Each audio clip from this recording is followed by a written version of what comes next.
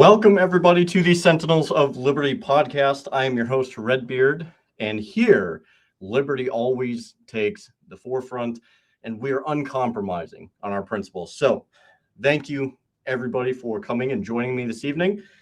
Should be a pretty good show, I think. Something a little bit back to form for me.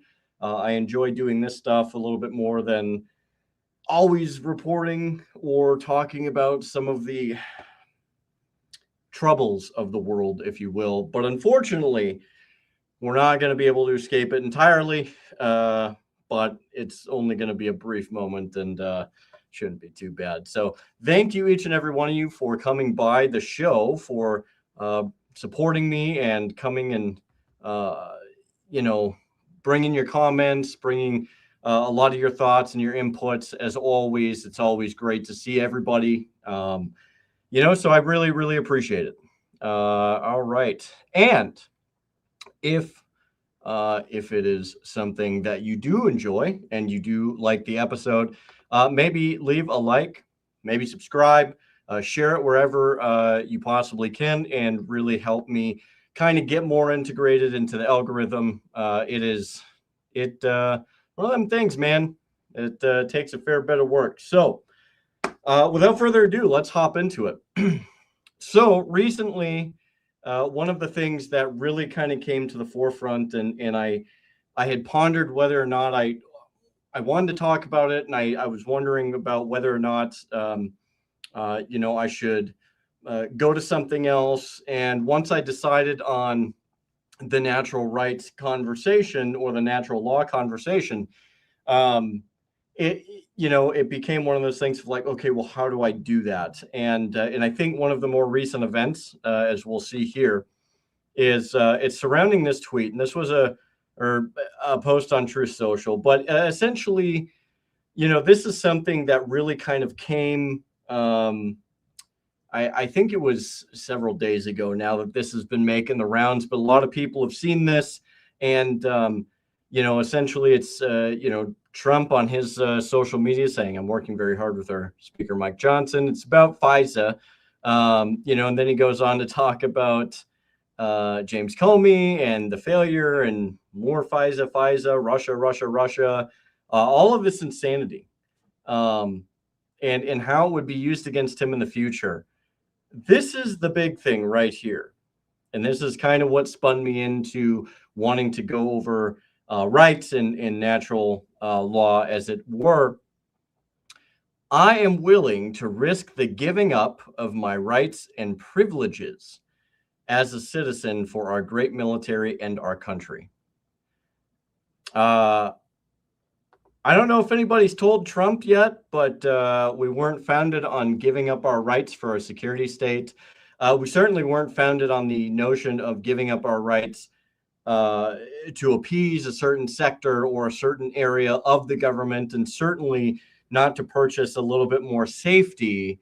Our founders were actually more about expanding rights and being able to preserve these rights and be able to support these rights. And it's one of those things that I like to try and bring up a point every so often, and Trump is no different, which is, if they are willing, they say, like, I'd be willing to give up my rights, right, and his privileges. You always have these people that talk about, I'd be willing to do this, I'd be willing to do that. What that is it is a form of conditioning to soften you up to the idea that, oh my goodness, we need to give up a little bit, just to be a little bit safer. We need to give up a little bit and your quality of life will improve. We need to just sacrifice some of these things. And in this case, I don't know if he means a little or a lot, but I would go based off of what he's saying as giving up all of his rights. He wasn't very specific about it, but I'll take it at face value, and wording means things. So he's willing to give up his, his rights and his privileges of being a citizen here. And, it becomes this conditioning technique. And it's not just him that's done it. We've seen numerous administrations, numerous government officials that have towed this line, so to speak, to try and soften you up to the idea of like, we just have to do this, right? Now, the crazy thing is what's not being said here is the fact that he really wouldn't give up any of his rights and or privileges, right? Like it's this idea of where you have to, and if you do, you're a patriotic American. But I can assure you that the people at the top are not going to give up any of the things that they currently enjoy, any of the activities that they enjoy, any whatsoever of their rights. And so they will live in just a fabulous world where they sacrifice absolutely nothing, where it is implied upon you that like, hey, I'm doing this, so you should do it too. No, don't fall for that type of garbage. We've seen it all before. It never happens that way, right? It's the same thing where you have, these legislators that talk about, like, oh, we've got to make things safer. We've got to have gun legislation. We got to have that. But then they have the nerve to have people who carry guns around. And many of these, Democrats and or Republicans that push gun legislation oftentimes go shooting themselves. So you have this situation to where it's not about them giving anything up. It's about softening you to give up your rights and your liberty for a quote unquote safer country, a more secure state, and ultimately what it really is a more compliant and subjected state and a subjected populace. So it's more about control. So when I look at stuff like this, maybe he's just talking out the side of his back end, but I think there's enough of a pattern with our elected officials to really take a step back and examine this for what it is. And given what he's done, especially as it pertains to 2A and many, many other things, I don't think he's really too bluffing when it comes to sacrificing rights for a safer place and for supporting the military and the apparatus that exists. It's just not his. It's going to be yours. So with that being said, let's dive into the discussion about natural law and where rights sit. So I'm going to start off here, essentially. What are some things, when we look at natural law, there are essentially, they're not limited to, but they have three themes that are central to the natural rights kind of realm. The first one is self-defense. Self-defense is overwhelmingly natural. It pre-exists anything and everything. And resistance to oppression is something you have the right to do. It can be a very righteous thing. It can be a very rightful thing. And, so it's one of those things that do exist. And I would say that those, along with the self-defense, are very much interrelated, intertwined, and they go together very well. But also, rights are inherent, not grants from government, right? So they're inherent. They pre-exist government, they pre-exist parchment, they pre-exist all of these different things. And so we have to step back and be like, okay, well, if that's the case, then why is it that you have all of these things that are happening today? Because they very much try to change the wording. They try to convince you that like, oh, like we have to regulate these things, we have to do these things, we have to do this and that, and all of these different chaotic measures. And when they have no ability to. But we'll kind of get down to this and to that as we go along.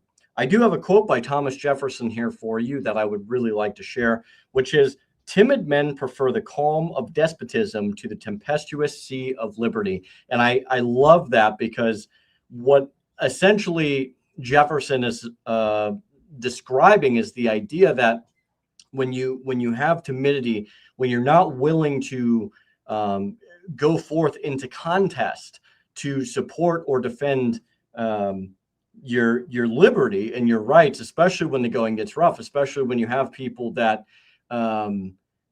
are trying to make excuses, or even in this case, I would argue people that say, well, I would give up my rights if it means a safer place. These timid people, which I think I do believe that we see this very often in our society, are willing to just kind of accept it, and so therefore, you tend to invite despotism, you tend to invite all of these abuses. And the other reason for that is because when you go into that tempestuous sea of liberty, it's hard. It puts you at odds with the system. It puts you at odds with the apparatus. And furthermore, it can make things difficult for you in many ways. But are you willing to fight for your liberties and secure a better future, maybe not even for yourself, but for your posterity? Or are you willing to roll over and be a timid man, essentially, that is subjugated and enslaved to the whims of a few people? I love that quote by Thomas Jefferson. I'll read it one more time. Timid men prefer the calm of despotism to the tempestuous sea of liberty. Absolutely love that quote. Now, I do also want to add in as well, one of the greatest portions, without saying, and don't get me wrong, the Declaration of Independence is fantastic, but I think this is one of the greatest portions of it. And it happens to be right at the very beginning, which is, we hold these truths to be self-evident, that all men are created equal, that they are endowed by their Creator with certain unalienable rights, that among these are life, liberty, and the pursuit of happiness. That to secure these rights, governments are instituted among men, deriving their just powers from the consent of the governed. Okay, so I love that, because it already sets the tone for what government's existence is how it comes about, and also that the only reason a government exists is to secure rights, to ensure that rights are secured, that they can't be abridged, that they can't be abused, and furthermore, to provide a sense of tranquility and in general prosperity, right? So when we go down, now that we have this idea, I want to jump into the fact that rights they predate government. They predate any type of government, any type of parchment. And I would like to start off essentially with Locke, which really drives home this idea. John Locke really drives home this idea. Rights exist prior to government. And he says, the state of nature has a law of nature to govern it, which obliges everyone. And reason, which is that law, teaches all mankind who will but consult it, okay, that being all equal and independent, no one ought to harm another in his life, health, liberty, or possessions. So I think this is, it really sets a tone for where the founders essentially, where their mindsets were. It's the fact that, like, look, these things don't exist because government deems it so. They already exist, and that a man has the right, to be free, essentially, from anything that would come against his life, his health, liberty, possessions, and no one ought to harm another in these things, right? I think that's a very good point to start on, because it really will hopefully set the tone for the rest of what we're going to talk about. A parchment is, when we look at the Constitution, one thing I really want to drive is the Constitution itself, or any piece of parchment for that matter, it does not grant your rights. Again, this is the main theme of the episode tonight, which is the fact that we do not have constitutional rights. We have natural pre-existing rights. That is the main point of this episode tonight, is to try to lay down the understanding that we have natural rights. They pre-exist government, they pre-exist parchment, they have always existed, and they exist by our own being, right? So it is one of the clear statements that rights don't come from rulers. They exist because man is a moral being under the law of nature, and government eventually comes later. And I want to go forward and say, and just supplement this a little bit with another great quote by George Mason. essentially painting the idea that rights cannot be surrendered away by compact. And I think that this is very important. That all men are by nature equally free and independent, okay, and have certain inherent rights of which, when they enter into the state of a society, they cannot by any compact deprive or divest their posterity, namely the enjoyment of life and liberty, with the means of acquiring and possessing property and pursuing abstaining happiness and safety. Okay. So he comes in and he reinforces what we had already just talked about, essentially saying, like, these rights cannot be surrendered away by a simple compact. Again, lending itself to this idea that these things are not beholden to government, and they are certainly not beholden to a form of parchment or necessarily an agreement. So it's Mason essentially says that the rights are inherent and cannot be alienated away, even by entry into a society itself. So whether that's the United States or whatever the case is, say you go and start another country, these things don't just go away, right? They are not beholden to the creation of something. They're not beholden to a compact. They're not beholden to a piece of parchment. They are inherent and cannot be alienated away even by entry into a society. So these things exist despite the fact that you enter or agree or consent to go forth into a society. Now, the Massachusetts Constitution, this is way back in the day, natural rights include defending life and liberty. And so what's said here is all men are born free, equal, and have certain natural and essential and unalienable rights, among which may be reckoned the right of enjoying and defending their lives and liberties, that of acquiring, possessing, and protecting property, in fine, that of seeking and obtaining their safety and happiness. So again, you have a reinforcement of what George Mason has said, although slightly different. And I think having this added context, having this added point here by the Massachusetts Constitution, right? It really drives home this idea that, look, these are your rights. Okay, and you have the right to defend these things, that these things are inalienable. They're inherent within you. They are not beholden to parchment or a government. And this is something that essentially it's recognized. These things are codified.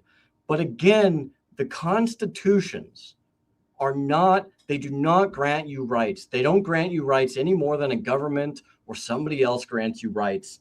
These things are inherent and they exist within you from the very moment that you exist. And it's one of those things where when you look at what the Massachusetts Constitution says, it states plainly that the right is not just to enjoy liberty, but to defend life and liberty. So there's a component of duty there. We are responsible. We are stewards. We are duty bound to supporting and defending our liberty and our rights. And going forward into that, I want to go and look at something that Samuel Adams has pointed out, which in what I'm about to bring up with him essentially covers the realm that natural rights include defense and self-preservation. And Samuel Adams has a quote: "Among the natural rights of the colonists are these: first, a right to life; secondly, to liberty; thirdly, to property, together with the right to support and defend them in the best manner that they can, or in the best manner they can. Those are evident branches of, rather than deductions from the duty of self-preservation, commonly called the first law of nature." So therefore, you look again, and Samuel Adams is therefore reinforcing what the other three have said, but bringing this realm to where it's like, look, you have a duty. This is within the first law of nature. It pre-exists, it predates anything whatsoever in terms of government or parchment or anything that is written. And they're evident branches of this, rather than deductions, rather than being deducted from the duty of self-preservation, commonly called the first law of nature. So they're with this. They're not deducted from it. And I think that's a very important point, that with all of these things, you have the right to support and defend them in the best manner that you can. And in the best manner that you can, there is no limit to how or what it is that you should be able to use, or shall be able to use, or able to use, however it is that you would like to phrase that, in that defense, right? So it's a very robust point that Sam Adams makes about natural self-defense. And he does not treat self-defense as a favor granted by a civil authority or somebody higher, or even like the chief magistrate or anybody for that matter, that is like, no, you can do this, this is permissible, whatever the case is. No, it doesn't matter. In the end of the day, it's treated as it is, which is a natural inherent right.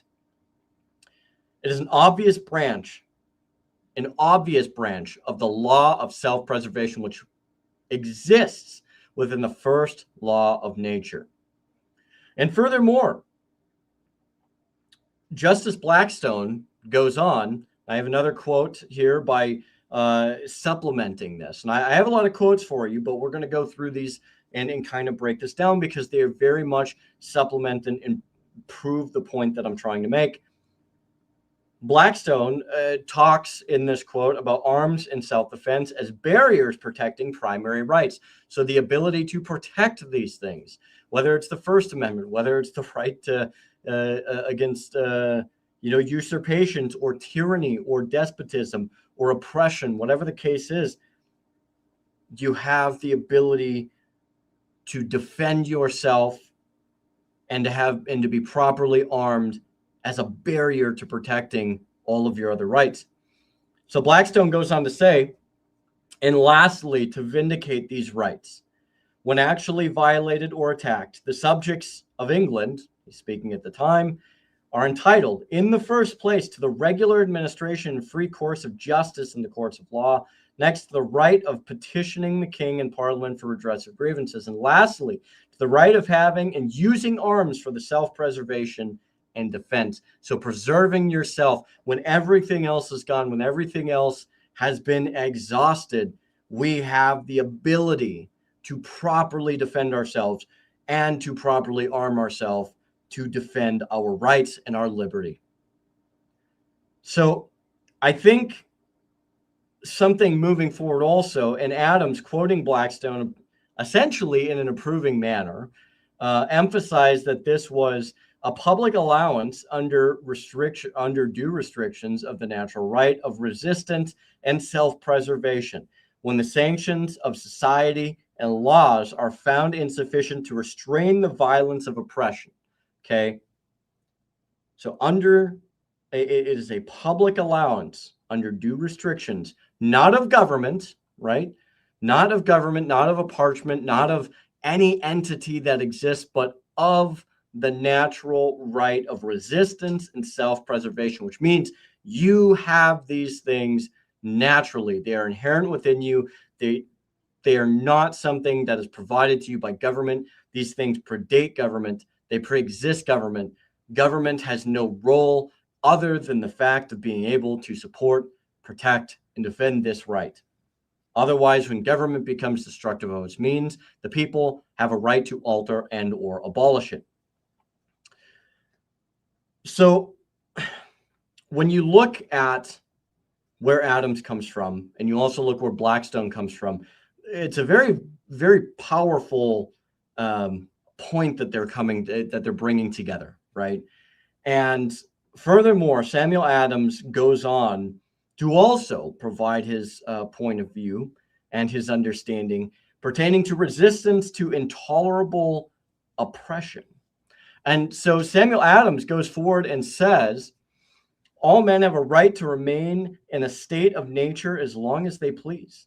And in case of intolerable oppression, civil or religious, to leave the society they belong to and enter into another. When men enter into society, it is by voluntary consent. And they have a right to demand and insist upon the performance of such conditions and previous limitations as a form of equitable original compact. I think that's a very powerful thing, to where it's like, look, you're not beholden to this situation. You're not beholden to this. You have within the state of nature, as long we remain, as long as we please, and in the case of intolerable oppression, civil or religious, to leave that society they belong to and enter into another. Essentially, I would say that you could take this and you could very much bring it into the point of altering and abolishing, right? When a government becomes destructive of its means, we have the right to alter or abolish it. And I think Samuel Adams very much supports that, whether it is by leaving or it's by leaving the existing government and changing something. So I think that's a very, very important point that is very, very relevant, especially as we look at how things are today and we go back and we look at the 27 separate grievances that were stated by our founding fathers and what they had sent to Great Britain. I would say that is very, very much mirroring that time. And we have gone even far beyond those 27 separate grievances. But I think we have met that threshold. Now, I'm not saying that, that everybody goes up and you go and do this. But what I am trying to explain to you is what your rights are, what we have the right to do as individuals within this country and anywhere in the world. These things are not limited necessarily just to us, but these are things that every single human being has. They exist with or without government, with or without parchment. This is something that our founders fundamentally understood. So essentially, we see the argument that government is a fiduciary and conditional, right? Government is conditional. It comes together on an agreement of people, and it's not absolute, right? You have to have consent. You have to have people that come together. It is a fiduciary. I think I said it right the first time. And conditional. All right. People do not exist for the state, right? So this is something, we don't simply exist for our governments. We don't simply exist for our state. Political society is entered by consent and may be abandoned when oppression becomes intolerable. So again, it's emphasizing this point, right? And this is what I'm trying to emphasize is the point that was just made by Samuel Adams, in which we are not beholden, we are not kept down. We don't have to, pardon me, I think my computer's going to die. We are not beholden to staying in this position under no circumstances. And I think that's very important for people to understand. Now, when we look at the Virginia ratifying tradition, right? When we look at things that went on with Virginia, one of the things that was brought up was non-resistance to arbitrary power is slavish. And I wanted to make a point of this, right? So therefore, when we go back and we look at that, it's, quote, that government ought to be instituted for the common benefit, protection, and security of the people, and that the doctrine of non-resistance against arbitrary power and oppression is absolutely, is absurd, to stay in quote, slavish, and destructive to the good and happiness of mankind. So what came out from this, from the Virginia ratifying tradition, right, is that government ought to be instituted for the common benefit, protection, security of the people. And that essentially not resisting to arbitrary power is not only absurd, but it's very slave mentality.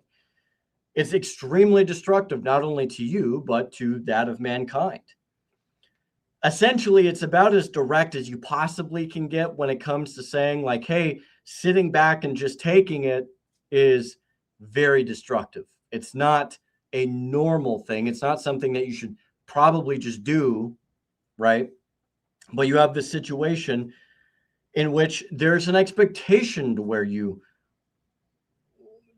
where there is a resistance to such arbitrary power, that they don't come in and that they don't deprive you of your rights and liberty. You have the right, the essential inherent right, to throw these things off, to take yourself away from that society, take yourself away from that structure, from that apparatus, and you have the right to throw that apparatus off if it becomes destructive of its means, destructive to the good of mankind and the happiness of mankind. Now, we're going to go back a little bit here, and we're going to take a look and see what Cicero had to say on this. And what I think you're going to see is Cicero's take is it's going to be a little bit more about how the natural law essentially is above the rulers. And he goes to say true law, which if we're looking at natural law is considered the true law, the true existing predominating form of law, is right reason, conformable to nature, universal, unchangeable, and eternal. So I'm going to say that one more time. Per Cicero is quoted, true law is right reason, conformable to nature, universal, unchangeable, and eternal. So by natural law, and you examine our rights and our liberties, these things are essentially immovable, right? True law exists beyond rulers. It exists beyond government. And true law is right reason, conformable to nature, universal, unchangeable, and eternal, right? So it's right reason. So essentially, it's, if you want to get more technical, it is essentially, it is in pursuance thereof. So a true law is in pursuance thereof of natural law. So I want to just kind of explain a little bit more here that Cicero, he gives you essentially the foundation where if true law is rooted in nature and reason, then rulers do not create justice by decree. Government can recognize rights or violate them, but it does not manufacture them. And I think that's incredibly important. Again, driving home the point that we started on to begin with. I'm going to say this one more time. If true law is rooted in nature and reason, then rulers do not create justice by decree. Government can recognize rights or violate them, but it does not manufacture them. Therefore, government does not create rights. Parchment does not create rights. The Constitution does not create rights, does not give you rights. It does not provide you with rights. What government can do and what the Constitution does is it codifies pre-existing rights, inherent rights, and alienable rights that already exist. And I think Cicero does a fantastic job of driving that point home forward. Now, if we go forward and we look to see what Montesquieu also has to say, liberty requires security from arbitrary power. And you'll see what he means by this. The political liberty of the subject is a tranquility of mind arising from the opinion of each person has of his safety. In order to have this liberty, it is requisite the government be so constituted as one man need not to be afraid of another. So there again, you're seeing Montesquieu even say that like government, he's emphasizing the fact that government is there to protect your rights from the aggression of somebody else, not to be the person that determines essentially or creates or manufactures your rights or to provide rights for you, but to protect the ones that exist already, even from the assailment of another, right? And one could even go farther to include other things, but the essential point is constituted as one man need not be afraid of another. And I think Montesquieu and Cicero are doing a fantastic job of pointing this out. Going forward, essentially Montesquieu is less explicit on a raw right of revolution, if you will, line rather than like Adams or John Locke. But he is essentially really good for showing that liberty requires a constitutional order where power is checked, where men are not left vulnerable to arbitrary will, right? So there is this idea that the power must be checked. There must be a system to check this power. So therefore, one or many or the people within that system or that country or that whatever the apparatus is not vulnerable, not left vulnerable to arbitrary will. So I think, as you've started to see, there is a clear pattern here, not only into the supplementing and supporting of what natural law is, but also how it exists, how it persists, and what the expectation is. And these are people, look, Cicero, right? Look how long ago that was. I believe that was somewhere around like 300 BC is when Cicero exists. I could be wrong, but it was a very long time, well predating our founding fathers, well predating people like Locke, well predating so many other people. And if he understood this, and if the people at the time understood liberty, they understood natural law, they understood all of these things, then how is it that with such a consistent point that you have individuals that don't fundamentally understand this? And I would argue it's because of exposure. We have reduced the amount of exposure that people fundamentally understand where their rights come from, how they should be, the apparatuses that are meant to be in place in order to protect these things. But ultimately, when those apparatuses fail, that it is our duty and our responsibility, and by our stewardship, that we defend these things in a rightful and justified way, right? So moving forward, I just want to go back over briefly some of the main points here, where John Locke says, no one ought to harm another in his life, health, liberty, or possessions. And then following that, Samuel Adams says, a right to life, liberty, property, together with the right to support and defend them. And then moving down, we have Blackstone that says, having and using arms for self-preservation and defense. So you're seeing this pattern here. Virginia tradition, non-resistance against arbitrary power and oppression is absurd, slavish, and destructive. They're not parsing words here. George Mason, just to round it off a little bit, certain inherent rights which they cannot by any compact deprive or divest. So you see this pattern that's being created.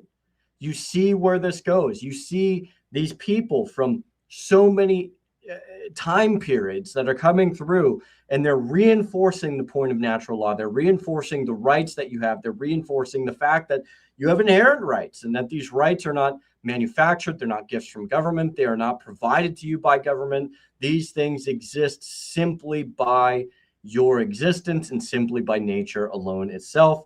And I would argue that these things exist furthermore by that which creates nature, which in my mind is God. But, to whoever it is that sees this, it might be different for you. I tend to ascribe that to God as being the creator of nature. So therefore, you have this top-down approach, which these things are existing. And I want to further go on to say that natural rights, the tradition of natural rights holds that rights are not permissions handed down by rulers, but inherent in man by nature and God, if that's the way you so choose. I choose to evaluate nature and God, because they are inherent. They include not only life, liberty, and property, but the right to defend them. And because government is instituted to secure those rights rather than create them, resistance to arbitrary power is not rebellion against justice, but in most cases, I would say almost all cases, if not all cases, the defense of justice itself. I want to say that one more time because I think it's very important for people to understand. The natural rights, or the tradition of natural rights, holds that rights are not permissions handed down by rulers, but inherent in man by nature. Because they are inherent, they include not only life, liberty, and property. I want to emphasize that, and property, but also emphasizing the right to defend them. And because government is instituted to secure those rights rather than to create them, resistance to arbitrary power is not rebellion against justice, but in many cases, I would argue in almost all, if not all cases, the defense of justice itself in accordance with natural law. So to round this off here, I want to end with a quote by Thomas Jefferson, which says, "A free people claim their rights as derived from the laws of nature and not as the gift of their chief magistrate. We must claim our rights, we must be stewards, and we must jealously guard and defend our rights and our liberty, understanding that government does not provide these things. They do not manufacture these things. They do not originate from government. And parchment does not provide these things. The Constitution, you do not have constitutional rights. You have natural pre-existing rights by the law of nature. The Constitution merely codifies these rights. Government's only role is to exist to secure, support, and defend these rights. And I think that's something that's very, very important that people ought to understand. To round this off, I really feel that if more people took the time to research, many people, whether it's Locke, Mason, Cicero, Montesquieu, there's so many people out there that have the prevailing timeline of many different times in human history that have supported natural law, where it is supported through history. If more people took time to understand that, and more importantly, if more people were willing to learn and then take that knowledge and diffuse that knowledge to other people, we may potentially be in a different position. And I think that I do feel that there is a change in the wind. But I don't think that that change is going to always precipitate in the way that we see. I think times will get much harder, but hopefully as times get more difficult, that we turn ourselves to an education and we start to learn more about where our rights and our liberties come from. Understanding that governments do not manufacture them. They do not provide them. We are not beholden to a government that is wholly destructive of itself and destructive of its means, but that we have the right to throw off oppression, that we have the right to defend our life, liberty, and property, that we have the ability to take due course and not be subject to tyranny and to oppression by anybody or any system or any apparatus at any time. That is the beautiful thing about natural rights, is they are ours to claim. We must claim them. As Jefferson said, a free people claim their rights as derived from the laws of nature and not as the gift of the chief magistrate. So we claim them at the source. So I hope with what I was able to lay out today for the video, I hope you guys and gals were able to get something out of it. I hope it was something that was informative, something that you could come away with, and hopefully it's something that really can catapult your want to learn more about this stuff. There's a lot of really great resources, and I know I shouted them out. I believe it was on Tuesday, but I have to shout out the 10th Amendment Center, especially Michael Bolden and Mike Meharry. This is a fantastic book so far. I highly recommend going to check this out, but they also do amazing content as it pertains to not just natural law, rights, and liberty, but to understanding the system of government. And they hit on a variety of different things that you may not fundamentally know. You may not even know anything about it at all. So I would highly recommend using them as a resource. Go study, learn. They have a massive catalog. They have so many conversations about so many different types of issues and different historical points and different topics that I think you guys and gals will have a fantastic library to listen to. They are on Spotify and they're on YouTube and they're on a lot of other things. They also have their website. So I will make sure to link them down below because I think they're an indispensable resource. And if you feel like you want to support a really good organization, definitely drop a donation over to them. They do amazing work. And I've talked with Michael Bolden before albeit via text message, but super nice guy, and I can't recommend them enough. Great resource to go learn. So that being said, thank you everybody for coming over tonight. And I just want to say hello to Ground Fog, and David. And also, congratulations, Chuck. That's super awesome, man. I'm super happy to hear about that news. And additionally, I hope, many blessings to you. So thank you, each and every one of you, for coming out, supporting the channel, supporting the work that I do. I will continue to try and put forth more information like this to the best of my ability. I hope you really enjoyed it. If you found this informative, please like, share, subscribe, really throw a comment down. Really helps drive the algorithm. It's like an uphill fight right now. So I really appreciate any little thing that you can do. I do this for nothing. I don't take a dime for any of the things that I do. I do this totally on my own time and for free. So any additional help in getting me into the algorithm is really appreciated. So with that being said, I will see you on Saturday at 1700.